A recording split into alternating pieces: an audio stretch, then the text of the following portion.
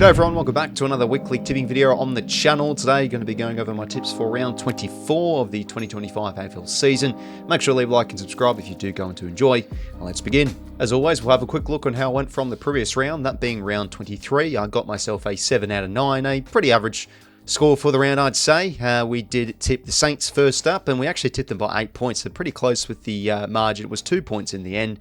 Yeah, this one probably actually, unironically, one of the best games of the round to watch, given the games in the end weren't too great with fairly one-sided margins, and this was the case. Streaming this one Friday night, Lions over the Dockers, backed in the Lions away from home. They've been good on those bounce-back sort of performances. Gold Coast, a bit of a shock loss. The Giants, as we did say in last week's tipping video, this is just sort of the game that they win. And geez, they win it well. Pure efficiency and great ball movement. Carlton flex their muscles against Port Adelaide. Tipped the Hawks over the D's. Adelaide over Collingwood. Really good quality game to watch. Finals-like atmosphere. Really could have gone either way. The Crows pipping out the pies there. And then for the Sunday games, I thought the Tigers would get up at fair play to North. Easily one of their best performances of the season. 𝐼𝐴𝐿, the record holder, or tying record holder with 54 touches. What a performance. The Cats just too classy for the Swans, and a pretty expected win here for the Dogs against the Eagles. A quick look now, my tipping competition leaderboard update. Just one round remains, and I'm pretty sure we do count finals. I'm not exactly sure, but anyways, looking through the tips, there were a handful of people that got themselves a 9 out of 9. Cooper GWS, Bloods for Life, Geelong DZ, Jay, Delusional Line Supporter, Sean Fian, and 𝐓𝐿𝐴 all with a 9 out of 9. And as for who is leading my competition, it still is 𝐴𝐿𝐴𝐿 with a total score of 180. So now let's begin with the tips for round 24, and this is the first time we're doing a 10-game round preview. Because there is the game in hand with the Suns taking on the Dons on Wednesday night. So having to do an extra game for tipping in this video, so it might be a bit longer. But anyways, first up, Thursday night football, we have Essendon taking on the Blues at the MCG. A pretty gallant performance from Essendon last week. I felt it would be a close game against the Saints. What is it, 11 or 12 losses in a row now, so many injuries, and I think at this point, and a few weeks ago, their season's just been at a void point, really, with how many personnel problems they've had. But really brought up to the Saints. I thought their pressure from the get-go was fantastic, and last time when they did play the Blues, they really took it up to them as well, so this could be an opportunity to maybe pick up a win before the season's end, but it is playing a Blues side now in a bit of form. The past 3 games, I've lost 2 of the last 3, but they have been playing better, and then they got a huge win over Port Adelaide last week, and just back to their dominant stuff. Smacked Port Adelaide in the midfield on the contested ball, the clearances, and they found their options in the forward half pretty well. 𝐼𝐿𝐴𝐿 kicked a massive bag. From a 4-quarter point of view, I just don't think they have the quality to probably put on a winning score here. Carlton, with the big win they had last week, I think their confidence will be up and about for this one, and should find a way to knock off the Dons here. So I think Carlton will be 2 on the inside, and we'll tip them here. And pretty much a dead rubber game, let's be real here. So we'll go Carlton over the Dons here. Close, I think, for the first half, but Carlton run away with it and win this one by 20 points. Friday night football, we have 2 games here. First one up, the Pies taking on the D's at the MCG. Always a bit of a tricky opponent for the Pies, the D's, and we did see that early in the season whilst Collingwood were up and about. They almost did lose to Melbourne, and that was in the fashion on how they always usually drop their games, more shots at goal, but they just couldn't find the connection inside 50 and didn't have accurate goal kicking, and that has been a problem pretty much all year for Melbourne. And the performance last week, very disappointing against the Hawks, just looked like a checked out side. Pretty boring game to watch, to be honest, from their point of view. I think Max Gawn's definitely sewn up another All-Australian blazer. He's had a superb year. But looking at Collingwood, well, they had the opportunity to win last week against the Crows. They had almost around 35 more inside 50s, but a lot of dirty ball, and it was just finals-like atmosphere. There was not really many clean entries from them, and really for either team, a clean exit or hitting up a target forward or centre came at an absolute premium. But it's an opportunity for their forwards to bounce back. Just a few passengers in that side and that front half. Can they now piece together a high-scoring win? That's going to be key for them if they want to stay in the top 4, because if the Suns win both of their games, then they might leapfrog them, so they need to win well here against the D's. Look, Melbourne might give them a bit of a scare. Their expectations are low. Can they have another performance like the Dogs, where they just bring some free-flowing ball movement and take some risks, roll the dice, and try and get the Pies off a bit of speed? Maybe at the back, because they have struggled with defending ball movement a bit, Collingwood. But just a lot at stake here for the Pies. I think they won't stuff this one up, to be honest. And from how they played last week, from an effort point of view, as we said, they definitely look switched on. So I think the Pies should be too good here for the D's, and should win this one well, I think. So we'll go Collingwood to tip in this game, and they'll win this one by 30 points. Then the other Friday night game, we have Port Adelaide taking on the Gold Coast Suns at the Adelaide Oval. It is, of course, a farewell game for 𝐓𝐿𝐴𝐿 and the Port Adelaide legend. Roy Atkins. No, I'm only joking. But yeah, no, Travis Boak, what a star he has been for Port Adelaide. So these are sort of the games Port Adelaide get up for. But Gold Coast, so much to play for here. They need to win one of the last two to make finals, and they pretty much need to win both of the last games to make the top four, really. Flat performance last week against the Giants. They just couldn't do much right with ball in hand. Damien Hardwick put it well in his press conference. They just looked a metre off, and that was the case all afternoon. They really struggled defending the ball movement. I think they kicked almost 10 goals from the back half of the Giants, so they blitzed them in that area, whilst the Suns have been a pretty good ball-moving side and a good transition side themselves, so a bit of a taste of their own medicine. As I've said most of this season, the Suns are a lot more of a mature side this year, and they've passed a lot of tests. They still have had a few shockers, like they did lose to the Crows by a big margin when I think they were winning the inside 50s. Look, I have that sneaky feeling Port Adelaide are going to make this a bit of a game, with a few players on the out, even Ken Inkley as well. This is a game I think they probably get up for, but I think, yeah, just Gold Coast, so much to play for, and this is a chance for them to finally make the finals berth. Yeah, they're going to be, I think, fired up for this game. They should get a bounce back from their midfield as well. Port Adelaide's midfield has been a real letdown the last 6 weeks, headlined with probably some personnel issues. Let's brew here. So yeah, Gold Coast, I expect a mature performance here. And yeah, I think a bit of a patchy game. We'll go the Suns here by 15. Saturday games now. First up, we have the Kangas taking on the Adelaide Crows at Marvel Stadium. One of North Melbourne's best performances of the year last week against the Tigers. And as we said in the tipping video, they usually win games and they usually play their best brand if they can just dominate their midfield. And that's exactly what they did. Headline with 𝐼𝐷𝐻𝐿 40 touches, but of course 𝐼𝐷𝐻𝐿 with 54. The tied record holder now for disposals by a single player. Going to be a difficult test here against the Adelaide Crows, who have all but really locked in the top spot here.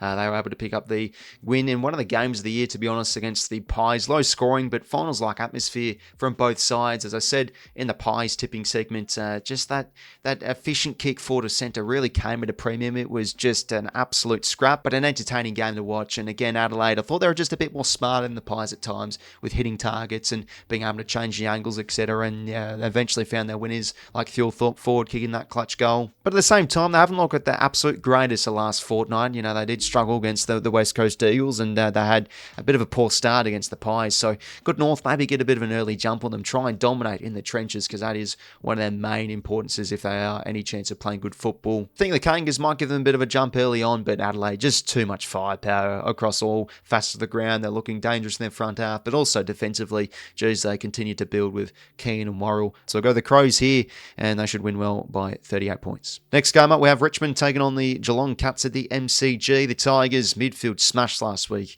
against the Kangas, and I guess that's just where some of these teams are at, really. They look like $1 million the one week, the next they have one of their worst performances of the year. That's what you expect, really, from a bottom two side. With that loss now, the Tigers are in 17th and probably going to be sitting in 17th for the remainder of the season, as they do face the Cats, who are purring in the minutes. They're just picking up wins left and right, and a really mature win, I thought, against the Swans. They were challenged early, but adjusted well. Their pressure was fantastic, and off the turnover, just too good, too quality. They had the weapons in the forward half, and there's just danger everywhere you look in this Geelong side.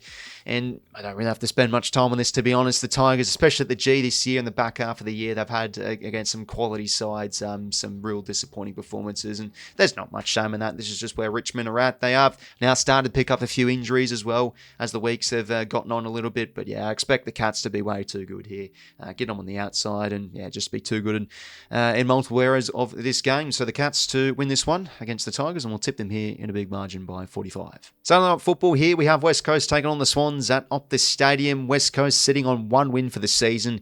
Can they try and get a second win before the end of this season against the Swans here? It's going to be a mighty task. But yeah, Sydney, they did lose against the Cats last time out, but it went to expectation, really. They gave them a bit of a challenge early on, but it's just been a year of ups and downs for Sydney, and I think that loss highlighted their season perfectly, with just some nice flashes of ball movement, but then some terrible turnovers and some horror errors. So yeah, that's just summed up the Swans a bit this season. But yeah, heading over to the West Coast, you'd think West Coast really get up for this game, try and find a way to up the pressure. And look what they did to Adelaide, for example. They really shell-shocked them. So that bees around the honey pot type of pressure, can they bring that to the Swans? But generally generally, Sydney play Perth usually pretty well, and for the most part have a fairly good record against West Coast here. And against these lower ranked sides, have been able to string together some really good flashes of their ball movement from last year, and even against Brisbane, they had one of their more confident performances of the season. So I think Swans bounce back here, get back in the winner's circle, and have a big win over the West against the Eagles, who will, I think, challenge them early. So we'll go to the Swans here, and they should win this one well by 35. For the Sunday games, first one up, we have the Giants taking on the Saints at NG Stadium. So the Giants, pretty sure they have locked in finals, but this is an opportunity for them to try and challenge for the top 4 if they are to win this game. The Saints, I feel like they have some decent hitouts against the Giants last couple of times from memory. They did play, I'm pretty sure, in Gather Round. That's when the Giants did get the win and started to really up their form. But yeah, GWS, as we said in last week's video, if they are to beat the Suns, I think it's done off efficiency and really good movement from the back half, and that's exactly what they did. Their speed and their connection from the back half, way too good, and totally blitzed the Suns with their speed, and that's pretty much going to be another area for them to win this game if they're a chance here against the Saints, where when you look at them, they have been able to pick up some wins now. It's 4 wins in a row, and that's probably football justice in a way, given they had some good hitouts against some high-ranked teams, but they just couldn't pick up a win. So, yeah, it's starting now to balance out a little bit, but arguably they're playing probably worse of football than they were when they were playing those high-ranked sides. So, yeah, it's interesting to look at a bit, the Saints. Overall, though, their execution still has been a bit of an issue for most part of the season. They can be a bit of an eyesore to watch at times. I feel the Saints will keep the Giants honest here and really give them a good hit up. But yeah, the Giants, I think just on the outside, they'll be too good here for the Saints with their quality. And yeah, players like Ash and 𝐼𝐿𝐴𝐻𝐿𝐷 have been rebounding for them superbly. And defensively, geez, they looked good against the Suns last week. 𝐼𝐿𝐷 and Taylor had probably one of his better games of the year, just picking off everything. Just think the Giants will be too good here against the Saints, and we'll tip them here. I think in a bit of a cagey affair, but the Giants run away with it and win this one by 19. Now for the biggest game of the round, the Western Bulldogs taking on the Dockers at Marvel Stadium, 3:15 p.m. And this is an elimination final. The winner will play finals. The loser is out. And if it's Fremantle to lose, they'll miss finals for the first time out of any team with 15 wins. That's unbelievable. So I don't think you can sack Justin 𝐼𝐿𝐴𝐻𝐿𝐷 because of that. They've already improved on last year's performance with more wins. So it's going to be a tough test here against the Western Bulldogs, where we have been saying as a community they just haven't been good enough against these top 8 teams, but still, attack-wise, they have been threatening enough. They just have a little few bad lapses there defensively and sides that can really move the ball well. And Fremantle, they've been a little bit hit and miss with their ball movement, but when they really need a lift, and we have been saying this with the Dockers, they've had some big fourth quarter performances. That's when they really get their surge football going. They get response from the midfield. They're able to lock it in the forward half. So it's an absolute necessity. The Dockers got to play with a bit of dare, not go into their shells, because they have had performances this year when they look a bit timid in ball in hand. They're very beatable and a very vulnerable team. Pretty sure they will get back in 𝐻𝐻𝐿𝐷 for this game, so that's a huge inclusion. He's a link-up player, one of the best kicks inside 50 in the team. As for the Dogs, they have 4 wins in a row. They've beaten the Dons, the Giants, the D's, and also the Eagles, and yeah, they're just looking like a confident team in the minute. At their play, Penn-Marvel arguably play their best football here. They've just got weapons everywhere you look, especially in the midfield and forward half areas. Darcy and Norn clanking everything, and Bontempelli's in some nuts form the last 6 weeks. Look, this could really go either way. I feel with my head the Dogs at home as well, and the Dockers a bit vulnerable. You'd think they'd probably school Fremantle potentially here a little bit. Midfield can definitely beat them. The Dockers, they have a small midfield at times, and that can be a bit of a weakness. Yeah, they've been moving the ball really nicely as of late as well. Yeah, I just think they might be a bit too good here, especially at home, the Dogs, but geez, I tell you what, with Fremantle this season, they've had some spirited performances, and they've had some games you don't really expect them to win. You think, oh, they'll drop it from here, but they just find a way to rally and pick up some wins. And geez, it would be a bit of a heartbreak if they were to miss finals here. And I just have that feeling that this season will not end this Sunday. I think they've got a bit more football left to play here. There just has to be a response after last week. Really show some dare in their ball movement. Have a bit of a stronger performance in that midfield. Try and maybe match the Dogs in the clearances, but get them on the outside. So going against the grain a little bit here, I'll tip Fremantle, and I reckon they'll play in September. So Fremantle to pick up a close game here. We'll go through by 8 points. Then for Sunday night, we have Brisbane taking on the Hawks at the Gabba. Another important game here. Both these teams will play finals, with Brisbane, if they are to win this game, pretty much lock in the top 4, but you expect the Cats to beat the Tigers, so they won't finish in the top 2, looking like they'll have an away qualifying final if they are to win. But Hawthorn, this is a really good opportunity to knock off Brisbane. They're looking like a well-oiled machine in the minute. The Hawks, pretty much game over at quarter time against the D's. Jack Gunston, 7 goals, probably in all Australian conversations now. He's having a superb year, and as we have been saying, so many of those higher forward players like Watson, Ginnivan, especially Dylan Moore has been in some outstanding form. Sicily, the last 8 weeks or so now, has really been clunking in well in the back half. Just everywhere you look, a real well-balanced team, the Hawks. So definitely a chance here against the Lions. A real professional win from them against Fremantle over in Perth. And they just bat so deep in that midfield. Brisbane, they could be struggling here or there throughout times, but then they have players like Zach Bailey who went in there a little bit more on Friday night and had a superb performance. So who wins the game of football? Hawthorn, I reckon they're a very good chance. And could they try and copy the blueprint on how sides have been able to beat Brisbane? It's morely done on the outside when you bring some really quick ball movement and able to slingshot from the back half like the Giants and the Swans have been able to do at the Gabba. But I've just got a bit more confidence in Brisbane. I know they've been a bit shaky at home, but with a performance like that last week, surely this is now where they focus up a bit and just get the job done here to lock in that top 4 spot. Pretty sure Lohman's going to be back in the side as well. And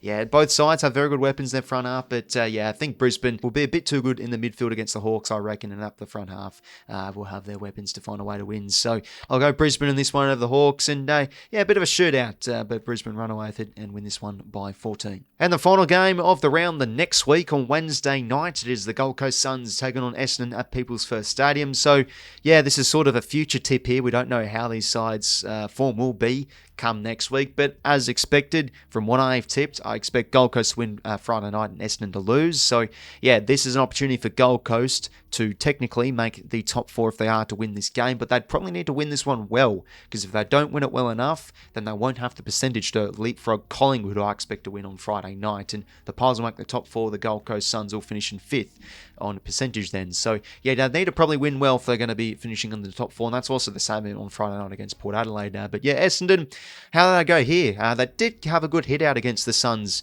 last time out at Marvel. They really brought it up to them, and yeah, at this point of the season, Essendon heading up north to Gold Coast as well. I just think this is probably going to be a bridge too far for them. They might bring some good pressure early on and give it to them, but Gold Coast at home this season, they've been for the most part excellent. By round 24, a side like Essendon probably going to be a side that will be a bit checked out. So from a 4-quarter point of view, I just expect Gold Coast to really want to run away with it and probably win this one well, because they just have so much to play for. So the Suns knock off Essendon for the final game of the home and away season, and yeah, I think they'll win this one well enough to finish in the top 4. So I go Gold Coast here over Essendon by 40 points. So overall, there are my tips for round 24 of the 2025 AFL season. Make sure to leave a like and subscribe if you did go on to enjoy, and let me know your tips down below. It's an interesting round, especially when you look at the Sunday game. So who are you going to go for, especially out of that Freo and Dogs game, given it is pretty much an early in elimination final. Love to hear your people's opinions as always, fellas. And that's it from me. Take care until next time. I'll talk to you later. See you later, fellas.